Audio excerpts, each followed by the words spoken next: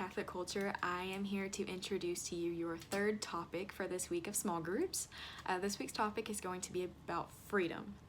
So with that being said, there's a lot of different takes on what freedom can mean to each individual person. But personally, to me, the first thing I think of is the free will that God has freely gifted me in my walk with Christ.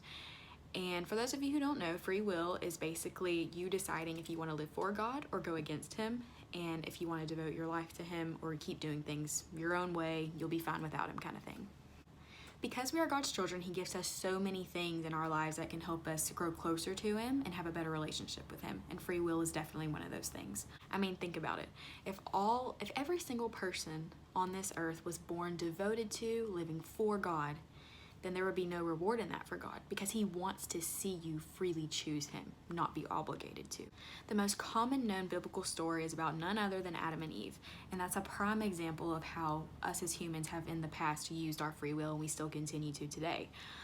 You know, that's the story of when we used our free will, but because they used it in a bad way and they chose to go against Him, that's when sin was born.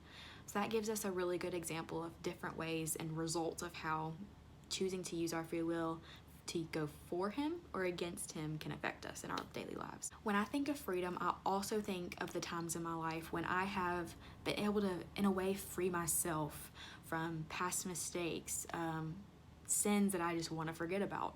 You know, we all have that baggage that comes with us before, and even sometimes, you know, we still mess up during our walk with Christ, but a lot of times we hold on to those things that we've done before then, and we hold it against each other and ourselves.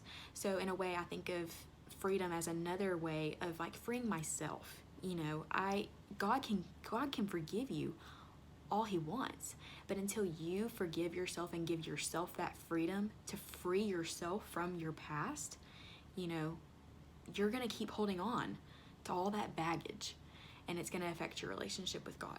But when I decided I wanted to have a relationship with God, I knew it was going to be full of trial and error. I was going to mess up over and over and over again.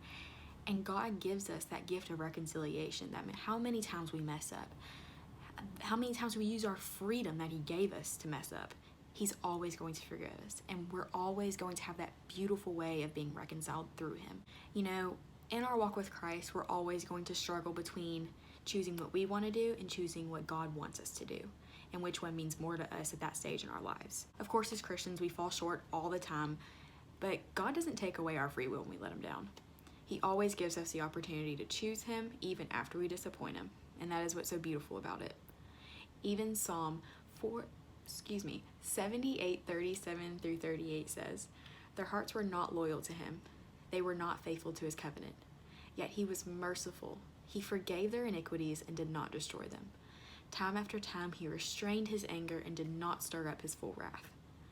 But from personal experience, I can say that when I decided I wanted to use my free will to grow closer to Him and start living for Him, what I wanted and what God wanted became the same thing.